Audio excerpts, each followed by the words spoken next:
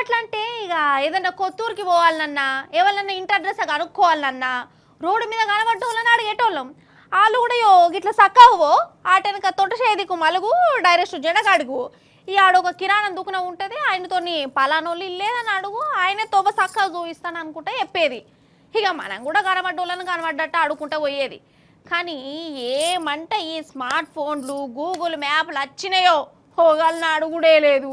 అందులోనే అడ్రస్ పెట్టుకుంటున్నాం. ఆ గీత ఎటు పట్టుకపోతే అటే పోతున్నాం. అసలు తొవ్వను కూడా చూసుడే లేదోలా. ఫోన్ చూసే తొవ్వను చూసుకుంటే ఇక నడుపుతురు. అగో అదే పెద్ద మోసం చేసింది ఒక కుటుంబాన్ని. ఎట్లా చూడురి.